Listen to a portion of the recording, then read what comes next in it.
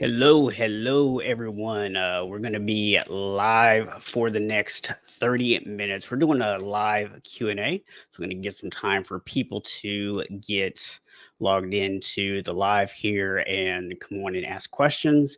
But the goal of today is really just to give an opportunity for anybody who wants to log in to come in and just ask any kind of health related questions that they want to ask. So just to introduce myself, if you're catching the replay of this and you're not familiar, my name is Stephen Box. I am a national board certified health and wellness coach.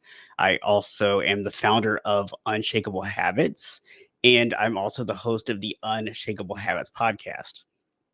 I do hold a lot of different certifications in fitness, nutrition, sleep, stress management, and I've dedicated a lot of time, energy, and effort to things like communication and relationships and understanding habits and setting yourself up and behavior change and all that kind of stuff. So, if you have questions about that stuff, feel free to reach out to me anytime, not just here on the live Q&A, but just reach out anytime and we can set up a free call and be happy to answer your questions and see if I might be a good fit for you or if my coaching programs might be a good fit for you.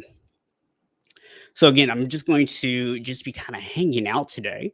So I see some people starting to roll in here. So again, if you guys have any questions on anything health related, it can be fitness, it can be nutrition, sleep, stress management, relationships, setting yourself up for success, habits, goal setting, all these things are interrelated. That's really a big core principle of what I teach is that you can't try to do these things independently. People think that getting in shape is just diet and exercise, but it's so much more than just diet and exercise. When we really look at this idea of connected health and we start putting all the pieces together, the mental health, the emotional, the relationships, the environment, your connection to a bigger purpose than just yourself. When you combine all that with the physical health, that's when you truly start to get phenomenal results. So, again, if you guys have any questions, feel free just to pop them into the comments. I know there is a little bit of a delay between the live stream and what people might be seeing. So, I will try to give a little bit of time there for people to put questions in the chat. And actually, while you guys are doing that, I'm going to pop over here to Facebook real quick because I did have one person that asked me to send them a reminder. So I'm going to do that.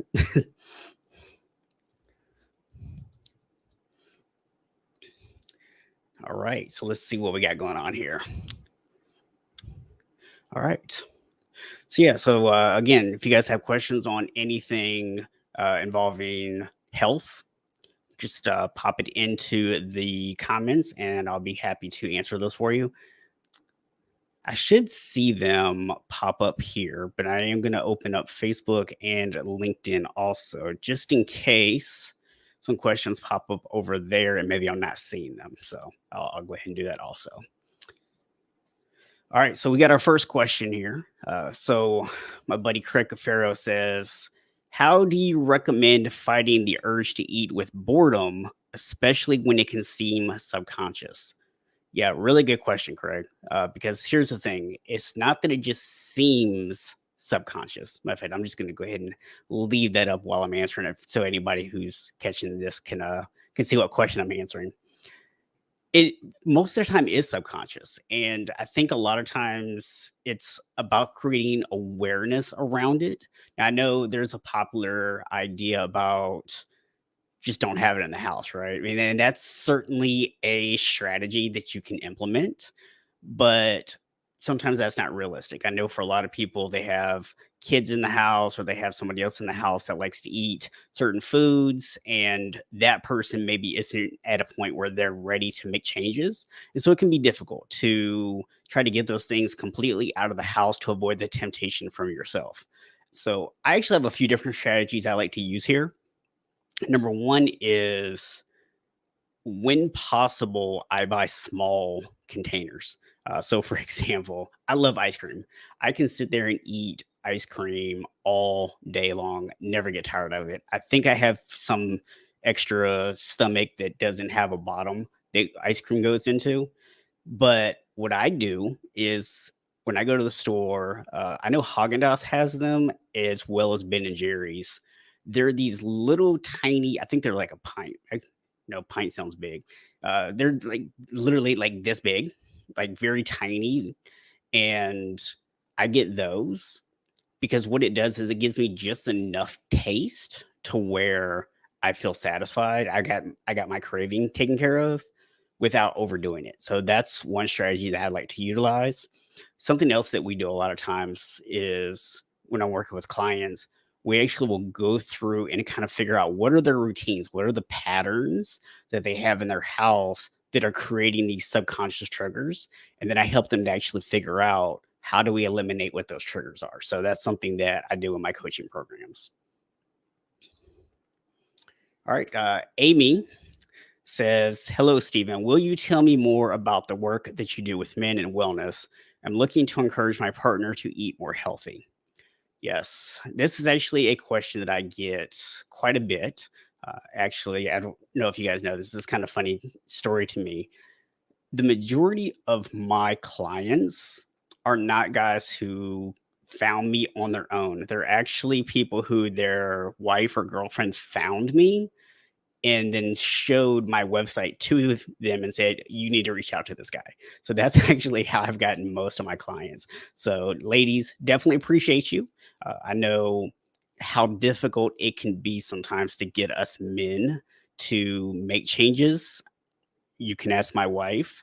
When I went through my 80-pound weight loss, there was a period of time where I was attempting to make changes and I wasn't always following through, or there were periods of time before that where I wasn't even trying to make the change. And she was always trying to encourage me to be healthier, trying to encourage me to do things, especially when I said I wanted to do something and didn't follow through on it. And for me, it came across as nagging.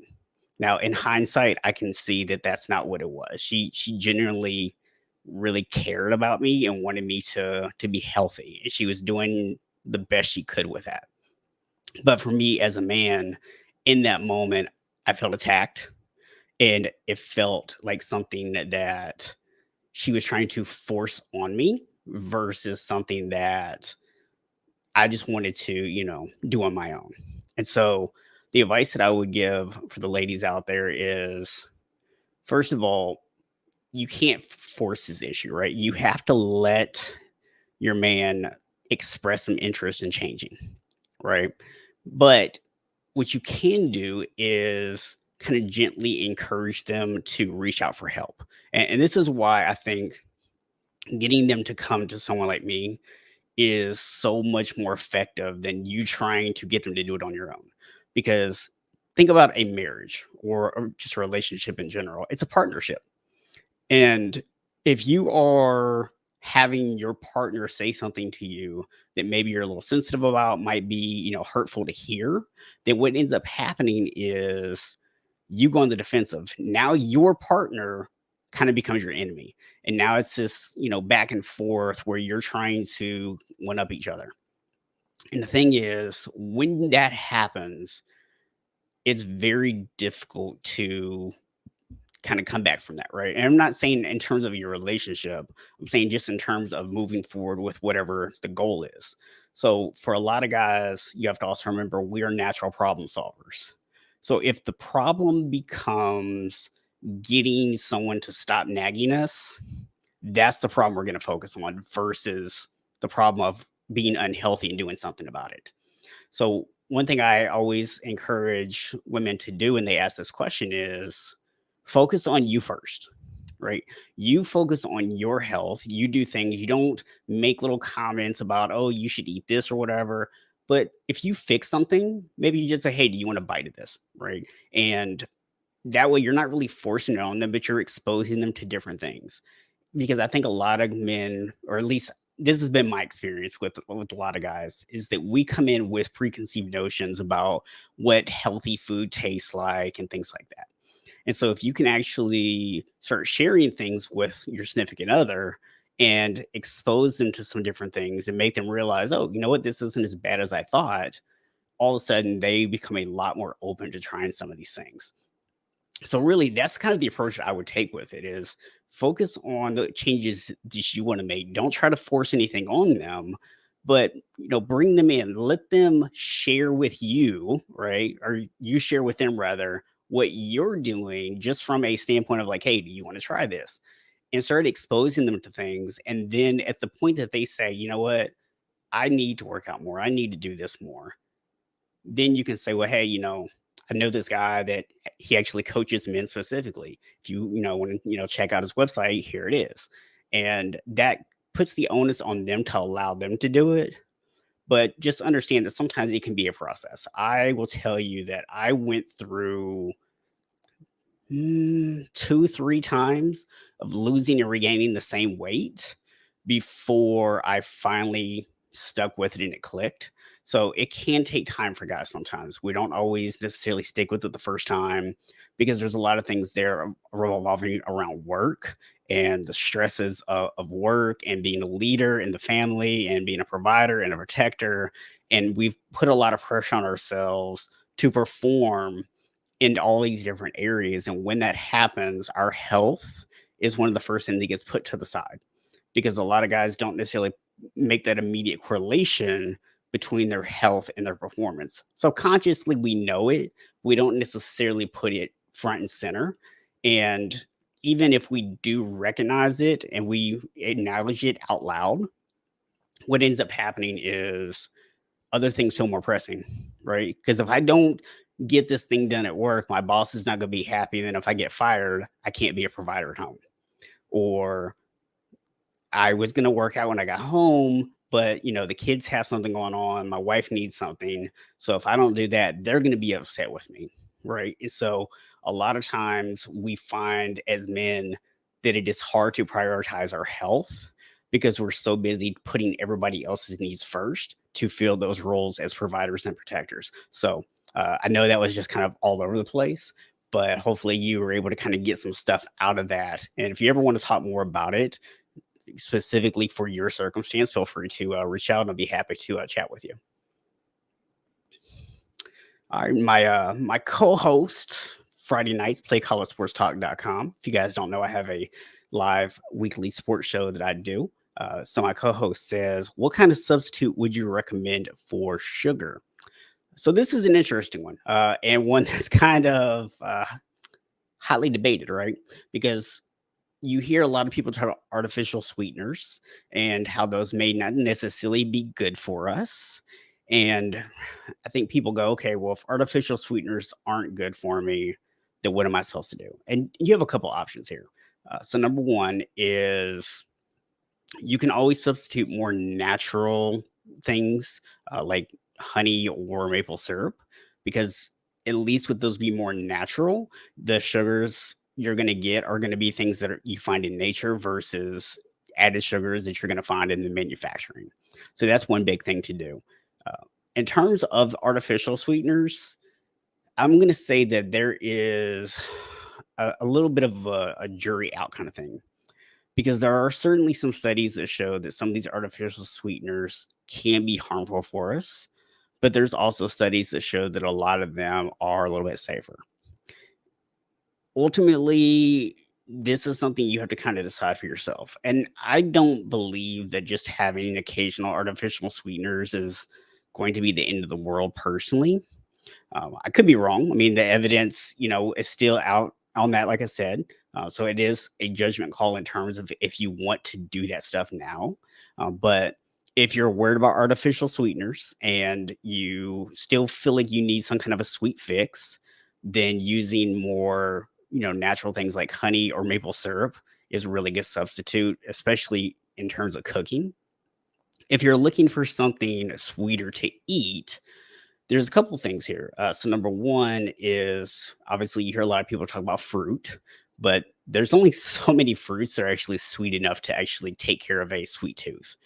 So rather than necessarily saying, what am I going to substitute with sugar, or what am I going to substitute for sugar, I would go back to what I was talking about earlier with ice cream. Is there a way that I can maybe limit how much of it I can do? Right. And I've gotten to the point with chocolate. I actually like dark chocolate now. I changed my taste buds up. And so I don't really necessarily crave a lot of sweet stuff like that anymore because I've gotten kind of used to like that more bitter taste of the dark chocolate, but certainly not saying that's going to be the solution for everybody. But that's what I would say in terms of sugar is if you can't go more natural or if you're concerned about the artificial sweeteners, then maybe look at ways that you can limit how much of it you can have at once. Because I think what you will find a lot of times is if you go with the smaller amount and that's all you can have, you'll be surprised how it actually takes care of the cravings. All right. So we'll hang out here for a little bit, see if anybody has any other questions that they want to pop in. I see we still got some people hanging out with us and watching. So feel free to drop those questions in.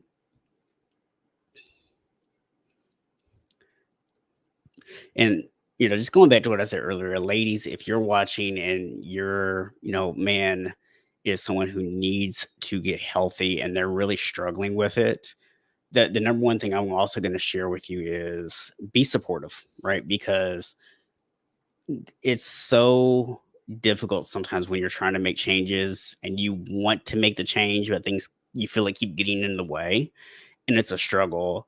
And as men, we tend to beat ourselves up pretty good about that in the first place.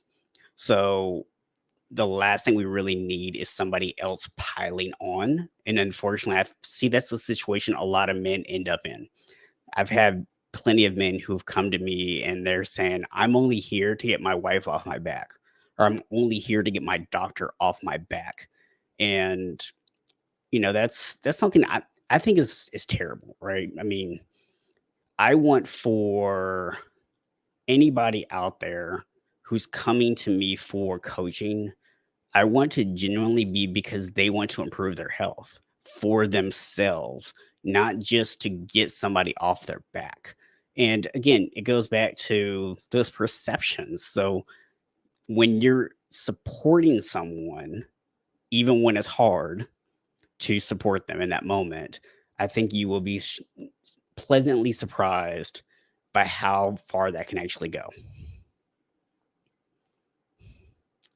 All right. So, Cool says for bread options, which one would you suggest when attempting to eat better?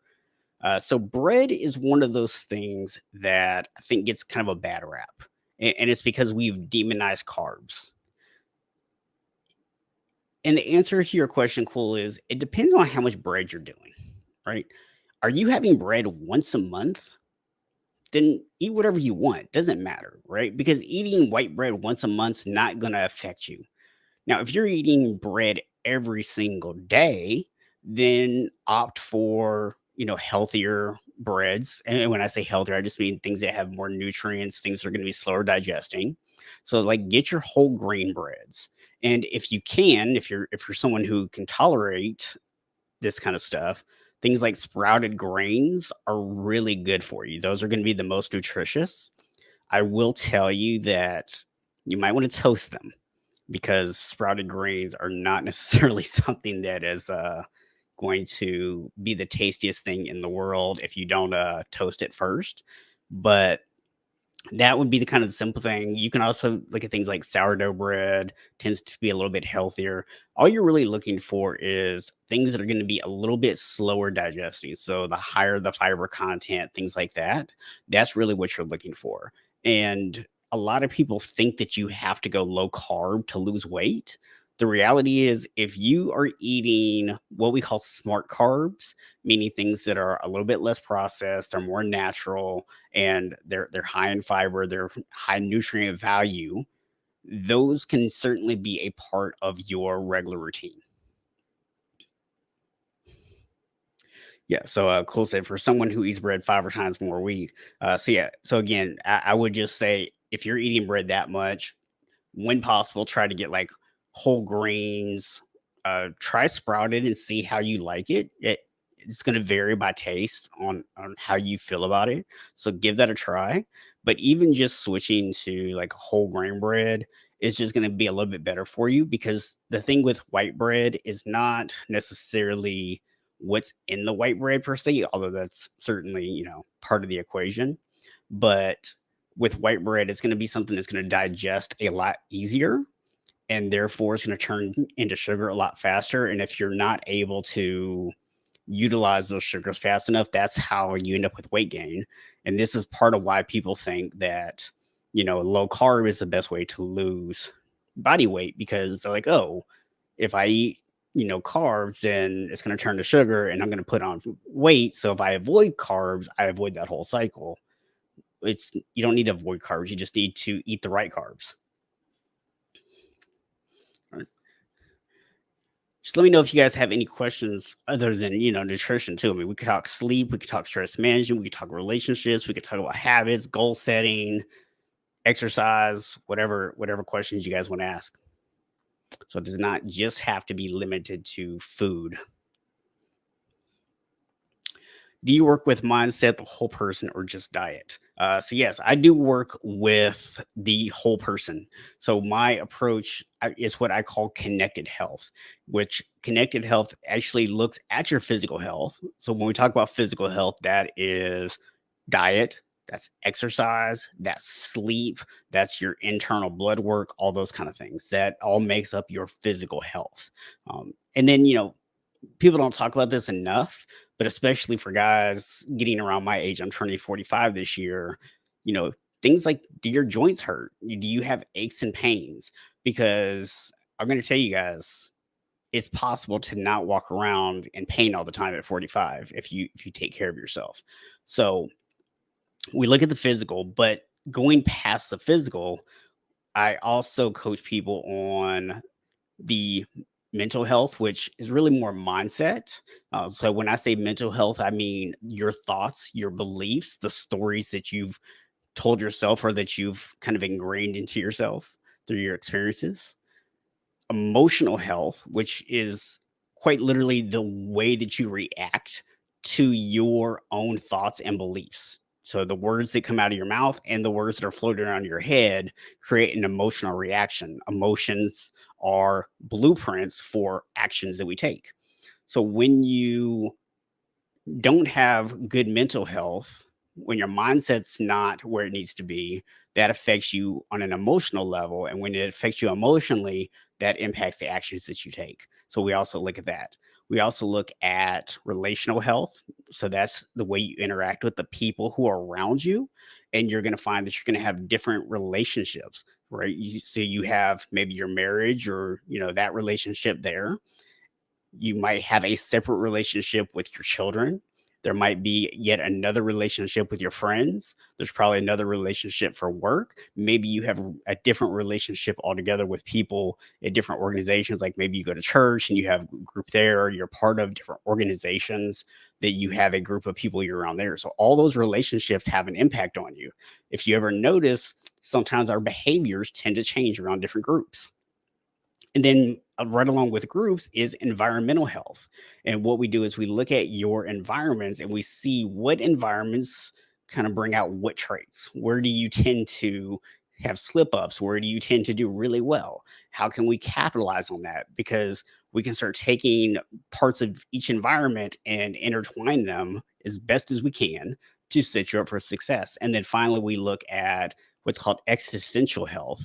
And this is really connecting to something bigger. A lot of people call this spiritual health, but it's really about finding a sense of purpose for something outside of yourself. So I look at all of that stuff and I really coach people on that whole thing. And once we take that idea of connected health and we start to understand, okay, what do we do with this? Well, the first thing we're going to do is create a vision.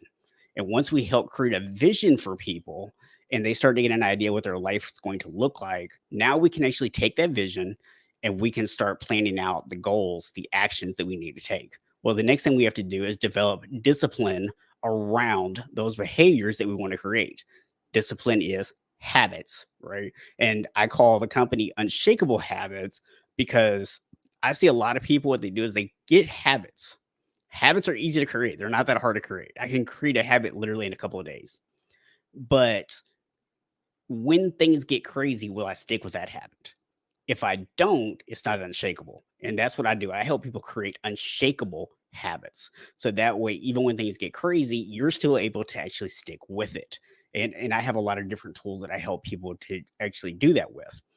And then finally, we look at mastery, because it doesn't matter how disciplined you are, it doesn't matter how great your vision is, it doesn't matter the clarity that you have. It's only going to take you so far with your current level of knowledge and skills. So we have to at some point start adding more information. We have to start adding more skill. The problem for a lot of people that I see is they try to start here. They try to start with mastery, right? This is where you see people trying to go, oh, should I eat sweet potatoes or white potatoes or whatever?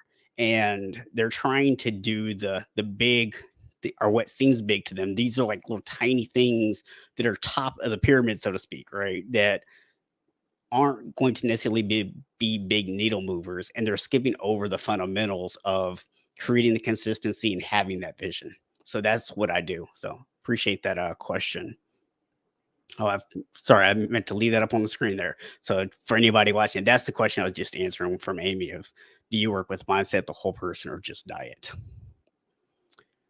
All right, guys. So I've got about 5 minutes left. If you have any other questions, feel free to go ahead and pop them in.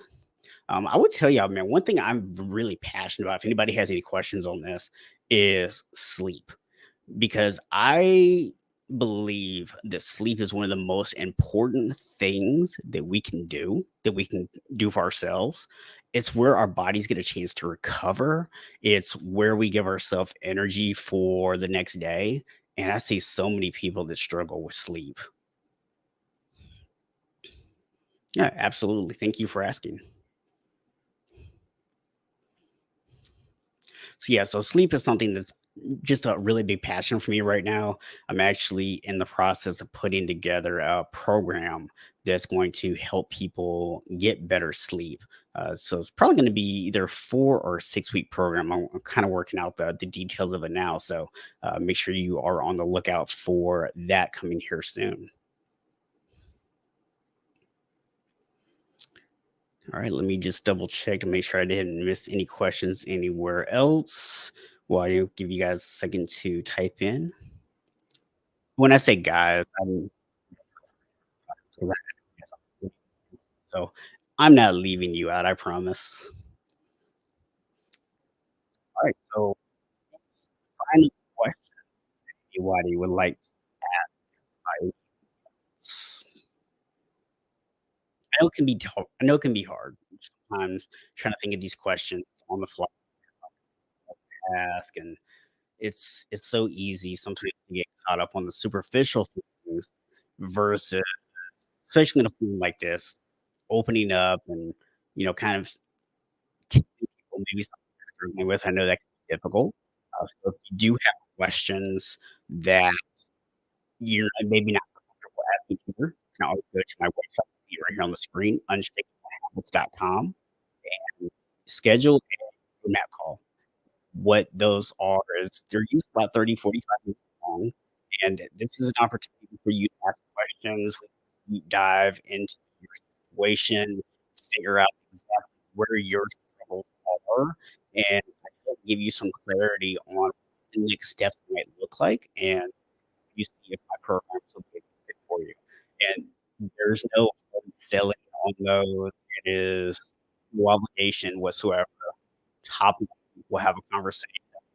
If you like what you hear, we'll work together. If not, cool. Hopefully you'll be able to take what I give you and go out and start implementing some of it, and it'll be useful to you. So,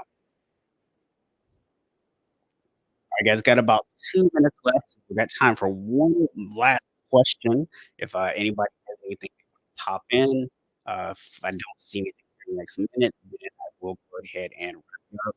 Appreciate everyone who did tune in. Appreciate the questions. And if you're watching this on replay and you just have questions you want to ask, feel free to comment. I think YouTube will still show that to me. Hopefully not, or hopefully they do.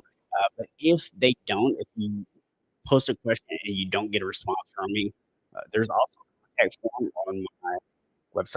You can also just send it to me and just in the comments, your question just said, "Hey, left you this comment on YouTube, and if you saw it, and I will respond to you via email that way." And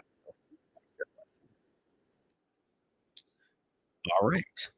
Well, that looks like all of our time for this evening. So if you guys enjoyed this, let me know. Would you like to see more of this kind of content? Is this something you like to do on a regular basis, maybe once a month or so? If so, let me know. I would appreciate the feedback. And that, again, big thank you for everyone who tuned in live, and especially those who popped in, asked questions.